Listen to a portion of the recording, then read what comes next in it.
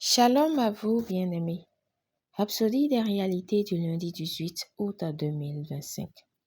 En lui, vous vivez. Alléluia. C'est notre thème d'aujourd'hui. Pasteur Christ partage avec nous sur Jean 3, verset 14. Et comme Moïse éleva le serpent dans le désert, il faut de même que le Fils de l'homme soit élevé. Gloire à Dieu.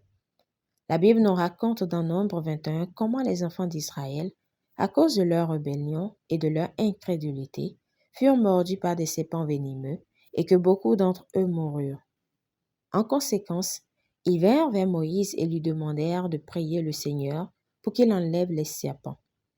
Moïse pria pour le peuple et Dieu lui ordonna de faire un serpent de bronze brûlant et de le placer sur un poteau. Il dit à Moïse que quiconque avait été mordu pourrait regarder le serpent de bronze pour être guéri. Moïse obéit à l'ordre de Dieu, façonna le serpent de bronze et le plaça sur le poteau. Chaque fois qu'une personne mordue par un serpent regardait le serpent de bronze, elle vivait. Tout ce qu'il avait à faire était de regarder et il vivait. Alléluia.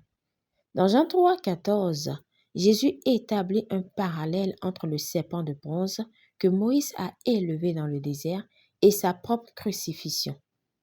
De la même manière que les Israélites furent guéris des morsures de serpents venimeux en regardant le serpent de bronze, il indique qu'il devait être élevé sur la croix afin que tous ceux qui croiraient en lui reçoivent la vie éternelle. Et comme Moïse éleva le serpent dans le désert, il faut de même que le Fils de l'homme soit élevé. Jean 3, verset 14. Le vieux compositeur William A. Ogden a capturé cette vérité dans l'hymne « Regarde et vis ».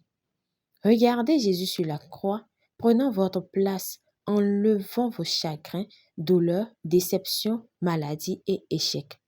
Mais au-delà de la croix, voyez qu'il vit, et parce qu'il vit, vous vivez. En lui, vous avez la vie éternelle, les attributs organiques et existentiels de la divinité. Alléluia. L'apôtre Jean, par l'Esprit, se référant au Seigneur Jésus, a dit « La vie a été manifestée et nous l'avons vue et nous rendons témoignage et nous vous annonçons la vie éternelle qui était avec le Père et qui nous a été manifestée. » 1 Jean 1, verset 2. Pas étonnant que la Bible dise dans Actes 17, verset 28, « Car c'est en lui que nous avons la vie, le mouvement et l'être. » 1 Jean 5, verset 11 à 12.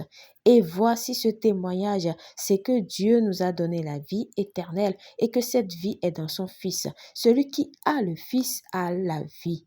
En lui, vous avez la vie. Béni soit Dieu. Alléluia. Oh, gloire à Dieu. Priez. Cher Père, je te remercie car en Christ je vis. J'ai le mouvement et j'ai mon être. Je fixe mon regard sur Jésus, l'auteur et le consommateur de ma foi. Je marche dans la réalité de son œuvre accomplie, triomphant sur la maladie, l'échec et la mort. J'ai la vie éternelle et je marche dans la force et la victoire aujourd'hui au nom de Jésus. Amen.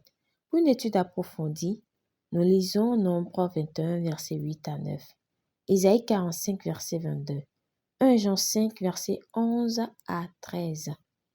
À présent, nous aimerions vous donner l'opportunité de croire en Jésus-Christ, de le recevoir comme Seigneur et Sauveur de votre vie, de le regarder sur la croix et d'être sauvé.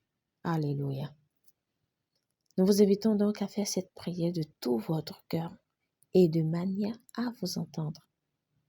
Prions. Ô Seigneur Dieu, je crois de tout mon cœur en Jésus-Christ, Fils du Dieu vivant. Je crois qu'il est mort pour moi et Dieu l'a ressuscité des morts. Je crois qu'il est vivant aujourd'hui. Je confesse de ma bouche que Jésus-Christ est le Seigneur de ma vie à partir d'aujourd'hui. Par lui et en son nom, j'ai la vie éternelle. Je suis né de nouveau.